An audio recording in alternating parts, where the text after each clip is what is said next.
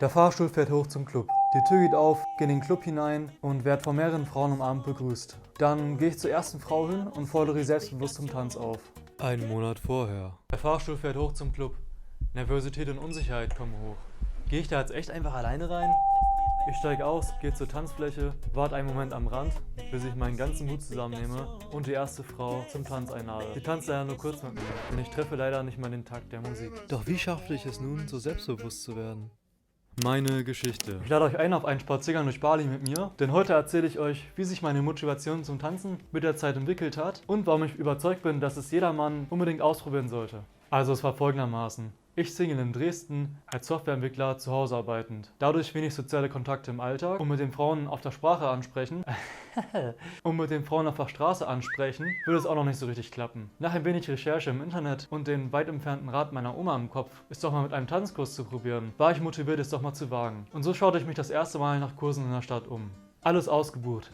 Der nächste fängt erst in 2 Monaten an. Mist! Mein bester Kumpel fing dort auch zufällig zur selben Zeit an. Und so kam es, dass wir uns eines Mittwochabends auf einer Salsa-Party in der Neustadt wieder sahen. Ich hatte leider nicht mal die Bass-Steps rauf. Und so schaute ich mir noch einmal schnell auf der Party die Salsa-Grundschritte ran auf YouTube. Nach etwas Übung fanden sich aber ein paar ältere Damen, die gerne mit uns Anfängern die Grundschritte übten. Es fiel mir zwar anfangs noch schwer, den Frauen gleichzeitig in die Augen zu schauen und auf die Schritte zu achten. Aber ich lernte schnell und merkte, dass mir die offene und ausgelassene Stimmung auf diesen Partys grundsätzlich gefällt, mir das Tanzen Spaß macht und ich auch die Musik mag, nachdem ich den Rhythmus verstanden hatte. Kurz nach meiner Zeit in Dresden ging es für mich nach Zypern. Ich hatte nebenbei noch eine Online-Weiterbildung gestartet. Ich fing dort an, alleine oder mit meinen Airbnb-Mitbewohnern auf Social zu gehen und dort eignete sich auch die Szene aus dem Intro. Ich war erst noch ziemlich unsicher. Nachdem ich richtig angekommen war, begann ich mich dann noch nach Unterricht umzuschauen und entschloss mich dazu, einige Privatstunden zu nehmen. Bachata sollte es nun werden. Mit meinem Tanzlehrer und seiner Freundin als Tanzpartnerin machte ich große Fortschritte. Ich tanzte nebenbei fleißig auf Partys weiter und baute mir so schnell einen großen Freundeskreis auf. So wandelte sich aus meiner anfänglichen Schüchternheit ein selbstbewusstes Auftreten, ein breiter Kreis an sozialen Bekanntschaften und ein sicherer, abwechslungsreicher Tanzstil. Viele weitere Vorteile fingen auf. Durch den Tanzunterricht lernt man den richtigen körperlichen Umgang mit Frauen. Man lernt, wie man ihre Hand zum Beispiel respektvoll umgreift, wie man sie klar führt, ohne zu kontrollieren zu sein. Es ist als Single grundsätzlich sehr angenehm, ein Hobby zu haben, in dem es mehr Frauen als Männer gibt. Und durch den Körperkontakt kommt man sich sehr schnell nahe, bekommt so ein Gefühl für den anderen Körper, ihren emotionalen Zustand, wie gut sie sich führen lässt und wie man allgemein nonverbal miteinander kommuniziert. Das Tanzen ist aber auch abseits vom Dating auch einfach mega gut, um schnell Freundschaften, vor allem gerade neu in einer Stadt, zu schließen. Auch Freundschaften mit anderen Männern bilden sich durchs Tanzen häufig. Ich erzählte ja bereits, dass ich mit Salsa anfing und dann auf Bachata umstieg. Das sind so die populärsten. Hier einmal eine Übersicht der Tänze, die mir so am meisten begegnen. Also einmal Salsa, schnell und energiegeladen.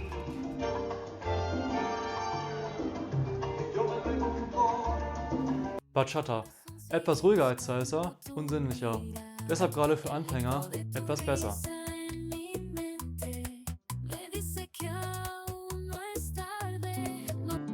Kizomba, langsame, tiefe Beats.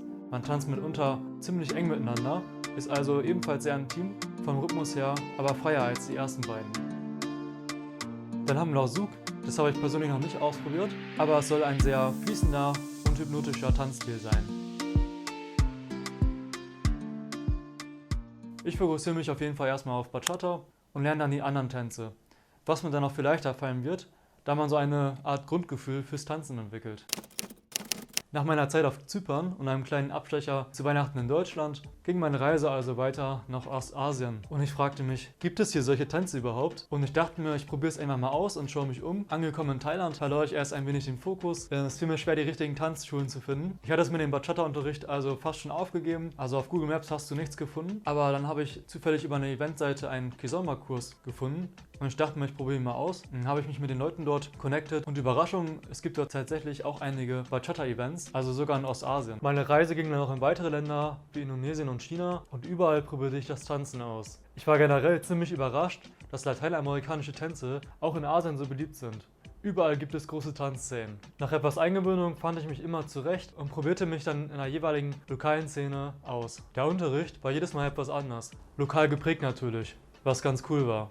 Auf Koh Phangan mit Tantra-Elementen, auf Bali etwas lockerer und in Shanghai etwas disziplinierter und fixer. Stets traf ich aber auf ein recht internationales Publikum, fühlte mich rasch sehr wohl und machte schnell Freunde. Es ist also super geeignet, um als digitaler Nomade schnell andere Menschen kennenzulernen. Ich habe jetzt also noch weniger Angst als vorher, in einem neuen Ort mir ein soziales Umfeld aufzubauen, denn durchs Tanzen ist es echt spielend einfach und echt an jedem Ort super leicht möglich.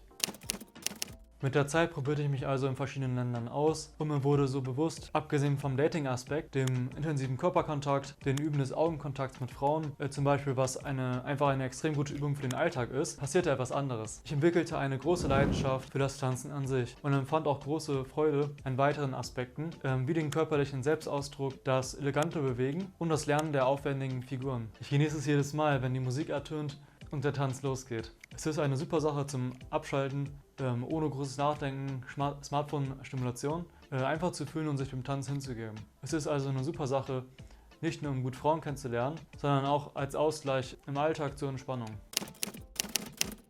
So, jetzt fasse ich dir noch einmal fix die Hauptgründe zusammen, warum du unbedingt einen Tanzkurs machen solltest. Also einmal ist es super gut, in dieser offenen Umgebung Frauen kennenzulernen. Tanzen lehrt und trainiert die nonverbale Kommunikation mit Frauen. Man baut sich fix einen großen Social Circle auf, gerade wenn man gerade neu wo ist. Und außerdem macht das Tanzen auch einfach Spaß. Also es ist mega gut zum Abschalten und ein guter Ausgleich zu einem stressigen Alltag. Also, such dir jetzt am besten sofort die nächste Tanzschule raus und melde dich an. Oder du lernst erstmal die Grundschritte zu Hause und besuchst deine Party. Die wird schon niemand den Kopf abreißen für deine ersten Patzer. Versprochen.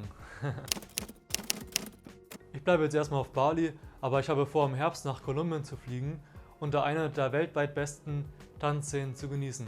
Schreib mir gerne in die Kommentare, ob dir meine kleine Geschichte hier gefallen hat, ob dich meine Kolumbienreise oder das Thema Tanzen und Dating generell interessiert oder ob du dir lieber mehr Content übers Auswandern wünschst. Danke fürs Zuschauen und wir sehen uns beim nächsten Mal. Liebe Grüße, euer Gregor.